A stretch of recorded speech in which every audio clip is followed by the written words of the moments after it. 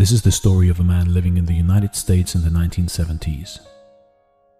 He desperately wants to become an actor, but things aren't going his way. He is dead broke, can't pay his bills, and he's got quarrels with his wife all the time because he doesn't want to take on a normal job.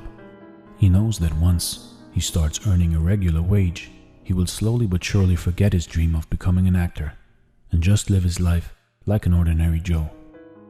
He hates that idea, and he would rather live on the streets than become, like everyone else, a wage slave. In a last attempt to get luck on his side, he decides to take his dog and best friend Butkus and take a train ride to Los Angeles to try and breathe life into his acting career. Because after all, that is where all the great Hollywood studios are, and it makes sense to him because he could audition for several roles in a day without needing a car. As it is, he can't afford one. But California doesn't really seem to change his destiny, and still studios reject him daily and don't want him as an actor.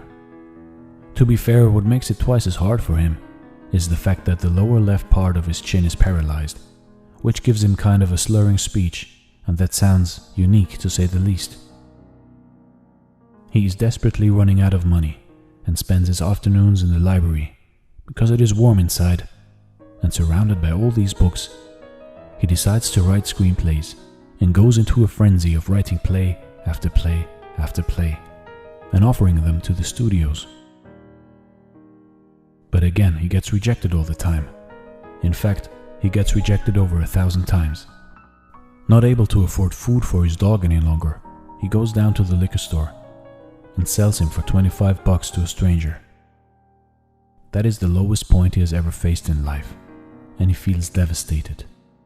He can't believe what he just done, and he goes to a nearby bar to drown his sorrows with the last money he's got.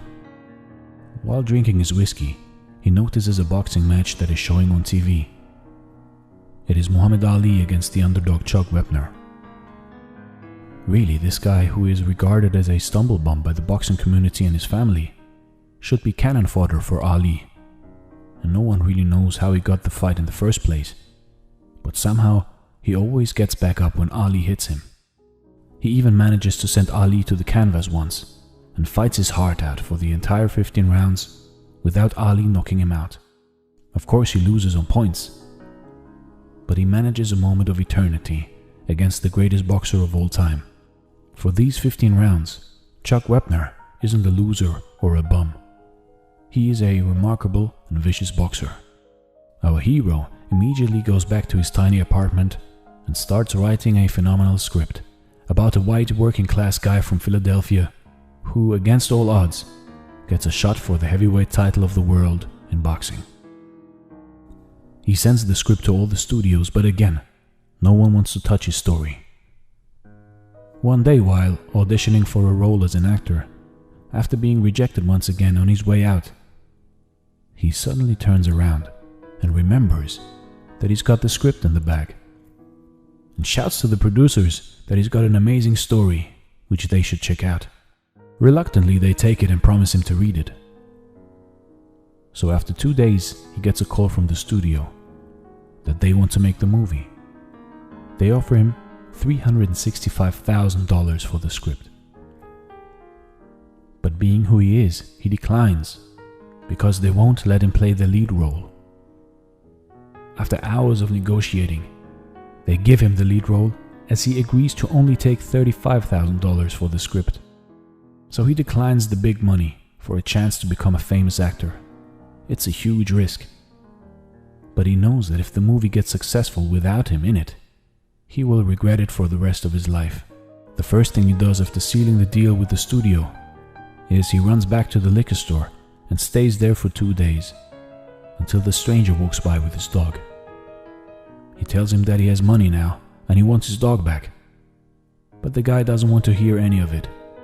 So he offers him over $2,000 and a small part in the movie. He gets to play the referee in the big fight. The man agrees.